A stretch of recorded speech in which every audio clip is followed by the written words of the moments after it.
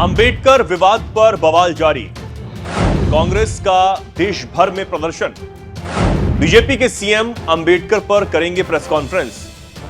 अपर्णा यादव ने अमित शाह का किया बचाव। नमस्कार, बहुत स्वागत है आप सभी का। मैं हूं आपके साथ चेतन पाठक और आप देख रहे हैं न्यूज एक्सप्रेस। संसद के दोनों सदनों में चर्चा हुई संविधान पर और संविधान पर बहस लाकर बीजेपी गदगद थी। जानकार कह रहे थे कि यह संविधान पर चर्चा के बजाय कांग्रेस पर हमला करने के लिए किया गया है और यह लोकसभा में दिख भी रहा था। लेकिन वो कहावत तो आप जानते ही हैं कि मुल्ला की टोपी मुल्ला के सिर, और यह कहावत बीजेपी पर एकदम सटीक बैठती है।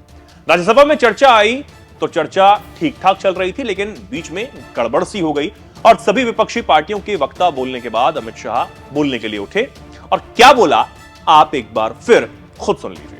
अभी एक फैशन हो गया है, अंबेडकर अंबेडकर अंबेडकर अंबेडकर अंबेडकर अंबेडकर। इतना नाम अगर भगवान का लेते तो 7 जन्मों तक स्वर्ग मिल जाता। तो सुना आपने क्या कह रहे हैं अमित शाह। इसी को लेकर बवाल मचा हुआ है और मारपीट एफआईआर तक बात पहुंच गई। लेकिन बीजेपी अब भी बैकफुट पर है और कांग्रेस अंबेडकर को लेकर खेल कर रही है। बीजेपी अंबेडकर को लेकर रो रही है। इसी को लेकर बचाव में उतरी अपर्णा यादव ने अमित शाह का समर्थन कर दिया है और बचाव में जो बोला है वो मीडिया के बीच सुर्खियों में बना हुआ है। उन्होंने कहा कि कांग्रेस वो पार्टी है जिसने देश को बांटा है और इस पार्टी ने कभी झूठ और धोखे से देश पर शासन किया। केंद्रीय गृह मंत्री अमित शाह ने संसद में कुछ भी गलत नहीं कहा है। कांग्रेस केवल भ्रम फैलाने का काम करती है। कांग्रेस के लोग झूठ फैलाकर धरना प्रदर्शन कर रहे हैं। डॉक्टर अंबेडकर ने देश को संविधान दिया जिसने हमारे देश को एक दिशा दी है। कांग्रेस को भ्रम फैलाने के लिए देश से माफी मांगनी चाहिए। तो आप समझ सकते हैं कि कैसे अमित शाह को पूरी बीजेपी बचा रही है, लेकिन रायता ऐसा फैला है कि मोदी शाह रोक ही नहीं पा रहे। इसके साथ ही साथ पार्टी दूसरे दिन कुछ करने को गुजरी, उसमें भी बीजेपी को हार मिली। अब कांग्रेस देश भर में प्रदर्शन कर रही है और बीजेपी इस मुद्दे से पीछा छुड़ाने की बात कह रही है, लेकिन अंबेडकर है कि छोड़ते ही नहीं।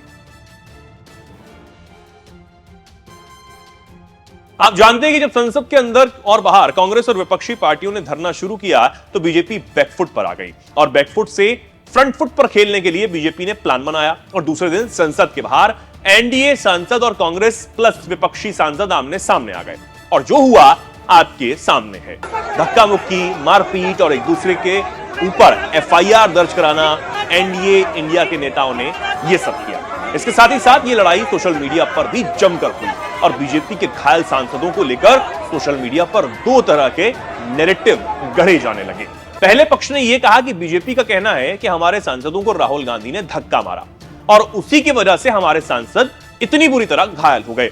वहीं सोशल मीडिया पर जो घायल सांसद राजपूत हैं, उनका वीडियो जो वायरल हो रहा है उसमें साफ तौर से यह कह रहे हैं कि सांसद महोदय राहुल गांधी ने धक्का नहीं दिया, जबकि बीजेपी का आरोप है कि राहुल गांधी के धक्का देने से सांसद घायल हुए।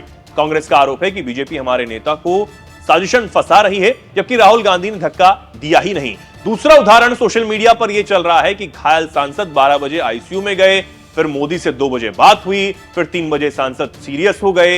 यह बीजेपी का बिल्कुल नाटक चल रहा है। वहीं एक यूजर ने वीडियो जारी किया जिसमें आईसीयू के बजाय प्रताप सारंगी का इलाज सामान्य वार्ड में हो रहा है, जबकि बीजेपी हल्ला यह कर रही है कि गंभीर रूप से हमारे सांसद घायल हैं और आईसीयू में ही भर्ती हैं। अब इसी की लड़ाई हर ओर चल रही है। बीजेपी के सीएम अंबेडकर पर जवाब दे रहे हैं और अंबेडकर पर कांग्रेस के कार्यकर्ता हल्ला बोल रहे हैं और कह रहे हैं कि अमित शाह माफी मांगे।